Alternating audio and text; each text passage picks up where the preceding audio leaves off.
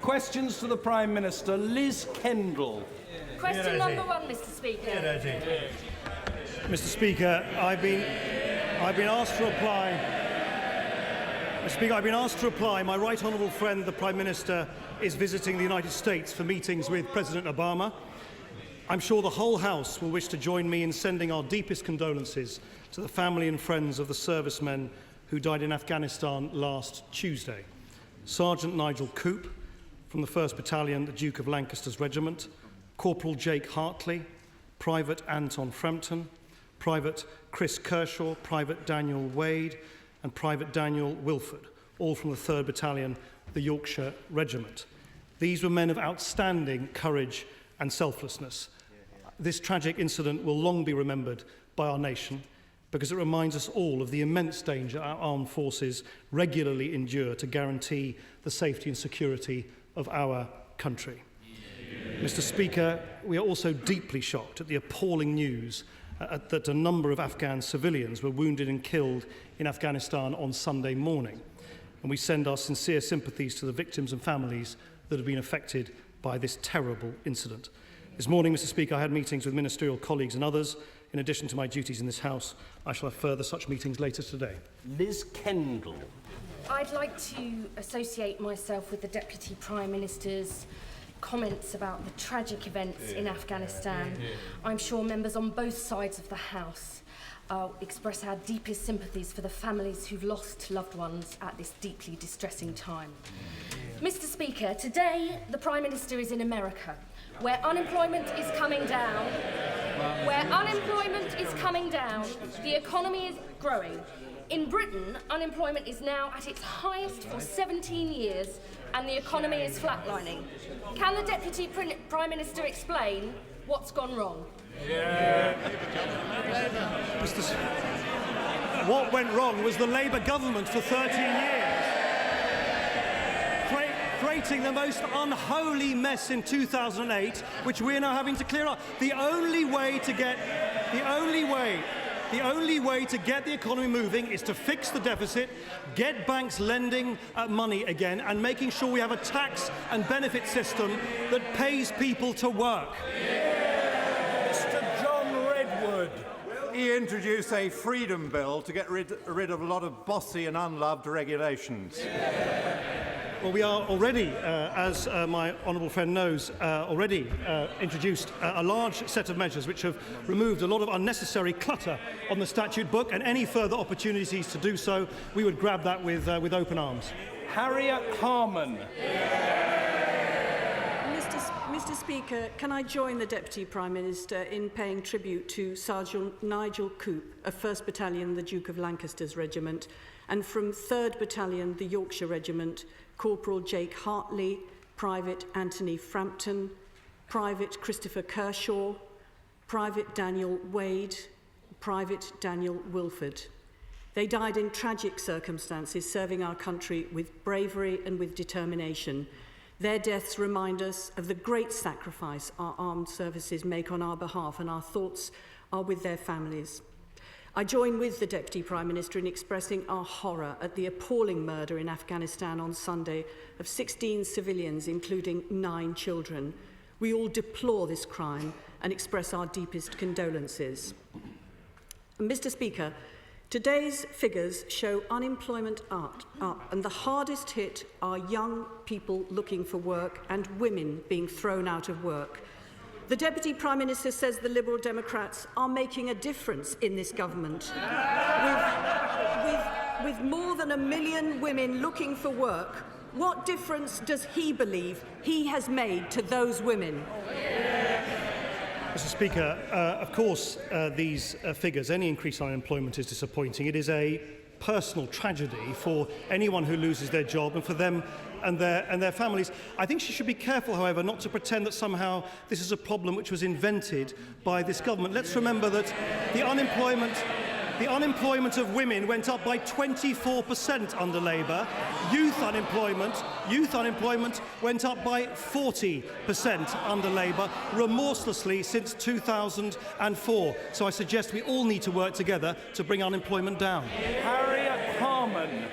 Speaker, when we left government, unemployment was coming down, and their economic policy is not only driving up unemployment, it means they'll have to borrow more. It's hurting, but it certainly is not working. And for all his bluster, the truth is that having 5 Liberal Democrats seated round the cabinet table has made no difference whatsoever. Listen to what the Business Secretary said on economic policy. This government has no compelling vision. These days, no one agrees with Nick, but does Nick agree with Vince? Mr. Speaker, I think it's worth just dwelling on some of the details which have been published this morning on the unemployment statistics, because behind the headline figures, long-term unemployment actually came down in these quarterly figures, and very, very importantly, the number of new jobs created in the private sector outstripped the number of jobs left in the public sector. And under her government, the Labour Party sucked up to the City of London and over-relied on jobs in the public sector. We are now having to remedy those mistakes, and we are creating new jobs in the private sector. Harriet Harman. Mr. Speaker, he's complacent about unemployment under his government. And the Lib Dems are making no difference on unemployment, just as they are making no difference on the NHS. When it comes to the NHS, the Deputy Prime Minister obviously thinks he's doing a stunning job. So, can he explain why he's failed to persuade the doctors, the nurses, the midwives, the paediatricians, the physicians, the physiotherapists and the patients? Mr. Speaker, the Labour Party used to believe in reform. Now they believe in starving the NHS of cash and failing to provide any reform. Her own manifesto in 2010 said to... Order! We must hear the response from the Deputy Prime Minister. Indeed. Her own manifesto said, to safeguard the NHS in tougher fiscal times, we need sustained reform. The Labour Party was right then and is wrong now. What happened? Harriet Harman. We are proud of what Labour did when we were in government. More doctors, more nurses, lower waiting times, greater patient satisfaction. And, Mr. Speaker, no one believes him. No wonder he can't convince those who work in the health service. He can't even convince his own conference. Doesn't he realise that people are still against this bill because it hasn't changed one bit? It's still a top-down reorganisation. Order. I said a moment ago that the Deputy Prime Minister's response must be heard. The question from the Deputy Leader of the Labour Party will be heard. That's the be-all and end-all of it. Harriet Harman. This bill is still a top-down reorganisation. It's still going to cost the NHS a fortune, and it's still going to lead to fragmentation and privatisation. It's clear the Deputy Prime Minister won't stand up for the NHS. The only thing he stands up for is when the Prime Minister walks in the room. Mr. Speaker, some of her colleagues must think the Liberal Democrats make a difference because they were handing out leaflets at our conference in Gateshead while her leader was throwing a sickie and going to watch Hull City play football instead. She says she's proud of their record. Is she proud of the fact that her government spent £250 million of taxpayers' money on sweetheart deals with the private sector, which didn't help a single NHS patient? Is she proud of the fact that under the 2006 Act, which her friend there worked on, it was a privatisers' charter in which her government offered an 11% premium on the private sector to undercut the NHS? Is she proud of that? We will compare what our government did. Order! Order. Some members, perhaps not initiated in the proceedings of Prime Minister's questions, are yelling answer. I remind the House that in these matters, the Prime Minister or the Deputy Prime Minister does the answering. That's the situation. Harriet Harman. We'll compare what our government did on the NHS with what his government is doing any day. And he says the problem with this bill is that doctors and nurses just don't understand it. But the problem is that they do. However, even at this late stage, it's within his power to stop this bill. Next Monday, the bill reaches its final stage in the House of Lords. There are 90 Lib Dem peers. Their votes will decide whether or not this bill becomes law. Will he instruct Shirley Williams and his peers to vote to stop the bill? Mr. Speaker, the Right Honourable Lady has invited me to make a comparison. Let me make 3 comparisons. Order. I say it again. The response must be heard. And that's all there is to it. The Deputy Prime Minister. The Right Honourable Lady has invited me to make comparisons. Let me make 3 comparisons. The Shadow Health Secretary has said it is irresponsible to increase NHS spending. So they don't believe in more money for the NHS, we do. Comparison 1. Secondly, they indulge the private sector with sweetheart deals, which we are making illegal in this bill. They want sweetheart deals with the private sector, we do not. They presided over inequality in the NHS, which again, we are making a statutory obligation in this bill to deliver a more equal outcome in the NHS, which they failed to deliver in 13 years. Harriet Harman. Absolute rubbish.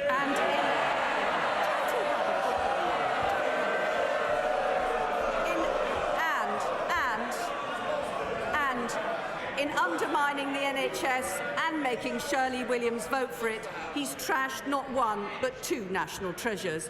He didn't need to sign the bill, but he did. He could stop the bill, but he won't. He says the Lib Dems make a difference, but they don't. What has happened to that fine Liberal tradition? They must be turning in their graves. The party of William Gladstone, the party of David Lloyd George, now the party of Nick Clegg. I know she has a pre-prepared script which she sticks to religiously, but it's worth actually having a question and answer session. That's what this whole thing is actually about. What we're doing on this side of the House, the 2 parties which have come together in the coalition, is sort out the banking system which she left in a mess, to sort out the public finances which she left in a mess, to sort out the economy which she left in a mess, to stop the arbitrary privatisation of the NHS which she left in a mess. Do you know what? In government, the Labour Party ran out of ideas, of money. In opposition, they're running out of ideas. Burt. My right honourable friend may be aware of figures released this week which show that there has at least been some progress towards the target of 15% of women on boards by 2015. What can our coalition government do to ensure that they meet this target and enrich our boards with a diversity of talent to achieve the growth that we as a country need? I think it is excellent news that there's been real progress in the few short months we've been in, far more progress than was delivered in 13 years under Labour, to get more women onto our boards. I think everybody now agrees there is a real consensus that having more women on boards is good for all of the companies involved. There was a woefully unrepresentative mix on our boards, and I very much hope that we will continue to apply the right kind of voluntary pressure to see that increase further in the future. Mary Glindon. Thank you, Mr. Speaker. I sincerely hope that the Deputy Prime Minister enjoyed our famous North East hospitality and the support of Northumbria Police at his spring conference in Gateshead. Could he now tell the House when the 3,000 extra police he promised at the general election will be in post? Mr. Speaker, as her own party acknowledges, the police need to make savings. I think the key thing is not exactly what the total number is, but But where are the police? Order! I don't know what members are having for breakfast, but I'm not going to have any part of it. The Deputy Prime Minister's answers must be heard. The Deputy Prime Minister. But where are police officers properly deployed? And over the last decade or so, far, far too many police officers were tied up in knots, filling out paperwork in the back office, rather than out in our communities and streets where they belong. Mr. Peter Lilly. Does my right honourable friend share the priorities of my constituents who believe that this Parliament should focus its attention on cutting the deficit, promoting growth and getting people off welfare into work, and would be bemused if they learnt that we were to spend much of our time on discussing the reform of the House of the Lords? How shall I explain that priority to them? I suspect in the same way that he will no doubt explain to his constituents that there are other priorities like changing the boundaries of constituents, which I know is close to his heart and that of his party. I think governments and parliaments can do more than one thing at once. I also believe that it is a simple democratic principle that people who make the laws of the land should be elected by people who have to obey the laws of the land. Mr. Gordon Marsden. Mr. Deputy Speaker, Mr. Speaker, study. My apologies, it's elsewhere that the deputy's there today. Study after study shows that NHS services working closely with social care is crucial for older people. And in Blackpool, that's what my primary care trust has been doing alongside the council's social services in the same set of offices. So can I ask the Deputy Prime Minister why he's still cheerleading for a bill that scraps trusts and that cooperation and puts the future health of older people, including my constituency, at risk? Mr. Speaker, I'm backing a bill which for the first time includes new statutory obligations to integrate social and health care. Because he's quite right. He's quite right. It's one of the abiding failings in our health service. These two services, social care and health care, were not properly integrated. They haven't been much integrated over the last 10 years. That's what we're trying to do now. And secondly, the creation of health and well-being boards, which will bring representatives of both the NHS and social care together. Mr. Andrew Griffiths. Mr. Speaker, can I begin by congratulating the government on its efforts to tackle the irresponsible pricing of alcohol by supermarkets. As the chairman of the All-Parliamentary Beer Group, I commend the government for that. But does the Deputy Prime Minister agree with me that the safest place to drink is in the community pub? The beer is a lower strength drink, and scrapping the beer duty escalator would create 5,000 jobs. So will he take his Treasury colleagues out for a beer and tell them not to put up the duty on the Great British Pint? Mr. Speaker, as you know, all those kind of questions are up for the Chancellor to announce at the time of the budget. But I'm sure everyone across the House agrees with his sentiment that we should support community pubs, which are such an important part of the fabric of our communities up and down the country. Mr. Dennis Skinner.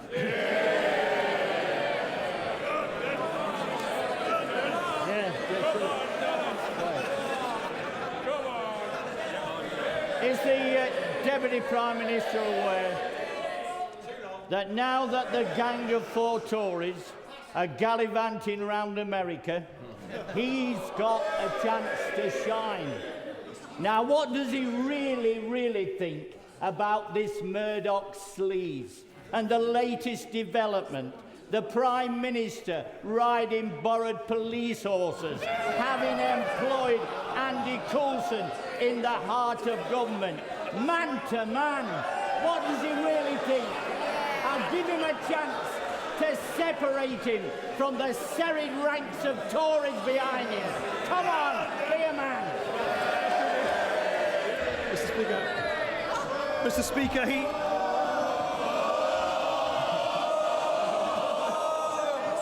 Order! Let's hear the answer. Mr. Speaker, we had to wait a while for him to get going, but it was great. It was great when it was done. I think we're soon going to celebrate, if that's the right verb, 42 years of the honourable member's presence in this House, and I'm delighted to see that in all that time he hasn't mellowed one bit. Mr. John Whittingdale. Will the Deputy Prime Minister join me and my right honourable friend, the member for Chelmsford, in congratulating the citizens of Chelmsford on their newly acquired status following Her Majesty's announcement that Chelmsford is to be a city? Does he agree that this is entirely appropriate in Olympic year, that Essex's first city should be chosen, when Essex is also looking forward to hosting the mountain biking competition during the Olympics? I'm not sure if my honourable friend from Colchester would entirely share that sentiment. We're all aware of the Colchester-Chelmsford rivalry, but I can confirm the announcement today, the results of the Civic Honours competition in honour of Her Majesty the Queen's Diamond Jubilee, namely that Chelmsford, Perth and St Asaph have been awarded the right to call themselves a city, while Armagh will from now on have a Lord Mayor. And whilst I know there will be disappointment in other communities who entered into this contest, I think it is indeed another announcement which really lifts the spirit of the nation in this the year of the Queen's Diamond Jubilee. Helen Goodman. Thank you, Mr. Speaker. Before the general election, the Deputy Prime Minister said he was profoundly hostile to the closure of Remploy factories. Now, 1,700 disabled people are losing their jobs because of the closure of 36. What difference has he made? Mr. Speaker, as the Honourable Lady will know, this is a consequence of a review conducted by Liz Sayce, the head of the UK Disability Forum. Her conclusions are supported by organisations like Mind and MenCap and others, and I don't want to lightly disagree with them, because they say, and this is their conclusions, and this is what they think we should be doing, they believe that segregated employment, which was started in the aftermath of the Second World War, is not the best way to promote the interests of disabled people in this country in the 21st century. Stephen Hammond. Thank you, Mr. Speaker. Last weekend, the Deputy Prime Minister spoke about the need for a tycoon tax. Could he say whether he intends that to include individuals who claim that they want tax raised on the rich, yet set up companies so they only pay 20%, not 50% on their income, such as Ken Livingstone? Mr. Speaker, it is worth dwelling for a minute on the explanation provided by Ken Livingstone for his exotic tax arrangements. I quote from an interview he made just this weekend: "I get loads of money, all from different sources, and I give it to an accountant and they manage it." That's modern socialism for you. Rosie Cooper. Thank you, Mr. Speaker. In September 2010, I raised with the Prime Minister the case of a Parkville college in my constituency that lost £4 million following the closure of the Regional Development Agency. I asked the Prime Minister for a hand up, not a handout for the young people in my constituency. Last week that college was officially opened, yet 18 months on there's no sign of progress in addressing the shortfall. As the Deputy Prime Minister has said, there should be no barriers to people's talent and aspiration. So will he help give the young people of West Lancashire a hand up? Mr. Speaker, of course ministers will be more than willing to look into the case of her college. Colleges are unbelievably important in providing skills and support to young people seeking to get the right qualifications to get into work. They've been working successfully with the government, not least, for instance, to provide a hugely expanded apprenticeship programme, the largest expansion in apprenticeships ever in our country. And of course, I'm more than happy to make sure that ministers look at the case she raises. David Morris. Thank you, Mr. Speaker. After the 2004 Morecambe Bay Cottle Pickers disaster, the Gangmasters Licensing Authority was created. Whilst the GLA has protected vulnerable workers, it has also been a burden to business.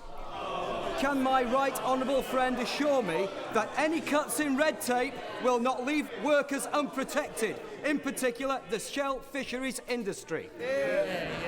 Mr. Speaker, I hear what he says. It is a very important issue, this, and it is important to get the balance right. And I know that DEFRA is working to ensure that the Gangmasters Licensing Authority works in a manner which is effective and bears down on abuse, such as the abuse in Morecambe Bay that he alludes to, but does so in as business-friendly a manner as possible to minimise the amount of unnecessary red tape. Pete Wishart. Thank you, Mr. Speaker. I'm sure the Deputy Prime Minister would like to heartily congratulate the City of Perth for its restoration of city status and today's Diamond Jubilee announcement of official city status. He will know of the fantastic cross-community, cross-party support that's led to the restoration of this fantastic civic honour. And can I thank the Palace and him and his department for organising this competition and for this tremendous award today. Mr. Speaker, those are the kind of questions I like. I think it is a good thing, and of course, on behalf of I think everybody in the House, I would like to convey my congratulations to all the people of Perth who have worked in such a fabulous way on a cross-party basis to get this accolade, this award today. Martin Horwood. One treasured piece of green space near Cheltenham is attracting a lot of sporting attention this week, but other local green spaces treasured by local people will be at risk if the National Planning Policy Framework doesn't help us follow Germany's example of combining economic success with tough controls to protect the countryside. Can my right honourable friend reassure us that a truly green planning framework is still a safe bet? Mr. Speaker, the government will be publishing the National Policy Planning Framework shortly. I think it is important. I think it is important we do everything, including through the planning system, to promote growth, because we need growth, we need jobs, and we need new homes, particularly for young families who are unable to have a home which they can call their own. But of course, that should be tempered by social and environmental considerations, and that balance will be properly reflected in the planning framework when it is published, I hope, shortly. Jeremy Corbyn. On Monday, the Housing Minister told me and told the House that the government had no plans or wish to introduce rent controls in the private sector. Is the Deputy Prime Minister aware that the rising of private sector rents in central London, the capping of housing benefits, means in effect that many families on benefit are being forced out? It's a process of social cleansing that's going on. Will he give a commitment that the government will examine the case for private sector rent controls? Mr. Speaker, as he knows, we have, at the same time as announcing the restraint on the housing benefit budget, which was a commitment in his own party's manifesto to bring that part of the benefit system under control. We've accompanied that with a major fund to deal with hard cases. We've also, of course, unveiled a number of measures which should lead to a significant increase in the building of affordable homes. It is the lack of supply of affordable homes that is the underlying problem in London and elsewhere in the country. Douglas Carswell. Changes to child benefit will mean that a single income family earning £43,000 a year, where one parent stays at home to care for the children, will subsidise a couple earning over £80,000. Does the Deputy Prime Minister think that this is fair? I think it is fair that someone who is earning far beyond the average should not be subsidised in receiving child benefit from people on much lower incomes. He does raise a perfectly valid point, which is that the cut-off point can create these anomalies, these cliff edges, where, as he said, you can have one earner on 43,000 having their child benefit removed, while two earners earning 80,000 will not. And we've all said that we will look at a pragmatic way of implementing this in a sensitive manner. Naomi Long. The Deputy Prime Minister will be aware of the very serious incidents in my constituency involving 3 separate explosive devices planted since Friday, and the most recent being adjacent to 2 local schools. Will he join with me in condemning those reckless attacks which bring misery to the community and place lives at risk? And can he assure this House that in the absence of the International Monitoring Commission, the UK Government will continue to monitor closely any linkages between such activity and prescribed organisations? Mr. Speaker, of course, I'm sure I speak on behalf of the whole House when I say I utterly condemn the cowardly pipe bomb attacks in East Belfast, which endangered the lives of all those in the surrounding areas, including young children attending school. Totally reprehensible. I understand that all of these attacks are now being investigated by the PSNI. There is no indication at present that these are terrorist attacks, and they therefore fall to the purview of the Northern Ireland Justice Minister. Martin Vickers. Thank you, Mr. Speaker. The EU is presently consulting on changes to the rules governing state aid in assisted areas. The government has shown commitment to Northern Lincolnshire by establishing an enterprise zone in order to attract large businesses. The changes will restrict aid only to SMEs. Can the Deputy Prime Minister assure me that the government will fight these proposals and look for alternatives? The Deputy Prime Minister. I'm delighted that the enterprise zone in North Lincolnshire and the Humber area is now taking shape and will be a huge boost, not least through investment from major investors like Siemens in the renewable energy sector in that part of the world. I hear what he says about the European Commission reviewing how those rules will be applied for regional aid. I think it's from 2014 onwards. We are extremely mindful that we don't want those rules to undermine the excellent work now taking place in North Lincolnshire. Fiona McTaggart. The Ministry of Justice announced today that it had given 2 new contracts worth some £30 million of public money to A4E. This company has been under investigation by the police, by the Department of Work and Pensions, by the Public Accounts Committee, and since I've been raising concerns about it, I've received 40 or 50 emails from members of the public alleging fraud and bad practice.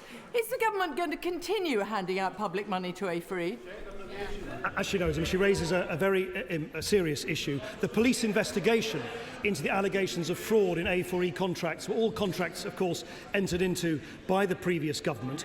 We have now launched our own audit of the existing contracts which A4E has received from government. And if there's any evidence of systematic abuse, then of course we would end all contracts with A4E. Jason McCartney. Thank you, Mr. Speaker. The 6 British servicemen killed in Afghanistan last week will be repatriated next Tuesday and will include 3 of my constituents, Corporal Jake Hartley, Private Danny Wilford and Private Anthony Frampton.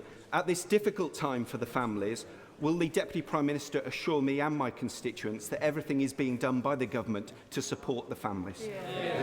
I know how strongly he must feel about this terrible accident, given that 3 of his constituents have sadly lost their lives. I know that the Ministry of Defence, and I'm sure the Secretary of State would wish to confirm that with him personally, are doing absolutely everything they can do in quite difficult circumstances to make sure that the bodies are returned to the families as soon as possible. Mark Durkan. Has the Deputy Prime Minister considered the implications of the Treasury's planned changes in the Controlled Foreign Companies rules, which will incentivise multinationals having recourse to tax havens?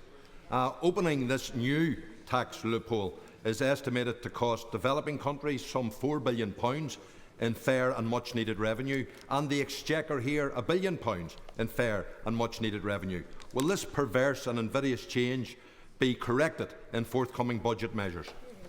Well, I certainly think he raises an important issue. I've spoken to campaigners on this issue myself, and I know that, for instance, ActionAid has been speaking to Treasury ministers as well. Like all international tax matters, it's incredibly complicated once you get into the detail, but it is something which, of course, was not dealt with in the last 13 years, which we are now prepared to look into. Timpson.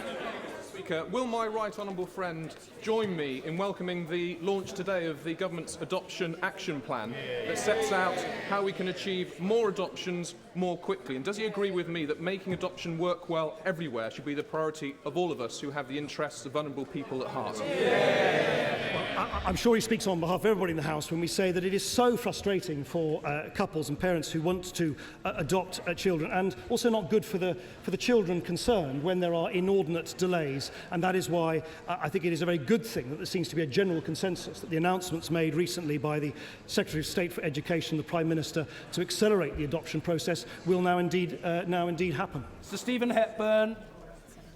Is it right that when my constituent took a young daughter to A&E and later received a letter from a GP saying that that visit was inappropriate and also reminded of the costs of that visit, is this going to be the future of the NHS under this government, where often vulnerable and elderly people are going to be made scared to ask for treatment? Well, of course not, and clearly that letter was been issued under the current system. But I think he does touch on a very serious issue.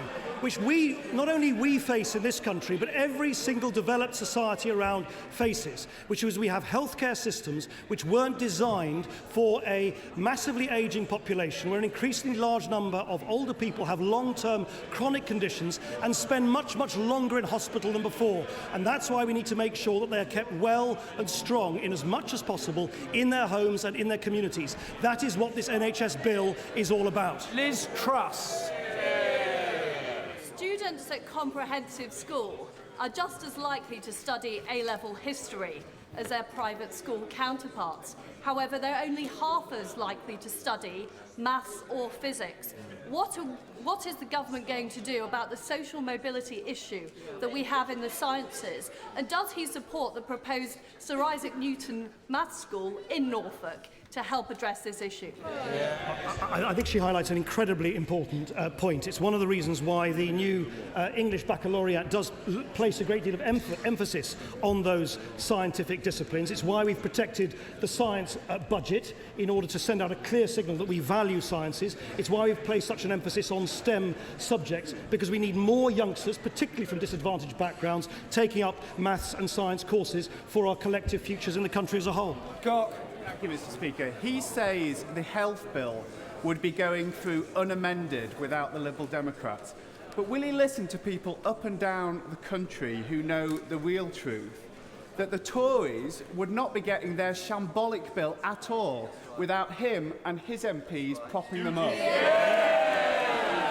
As I said before, I would have thought he would have welcomed legislation which outlaws the practice indulged in on an industrial scale by his party of giving sweetheart deals to the private sector. Order.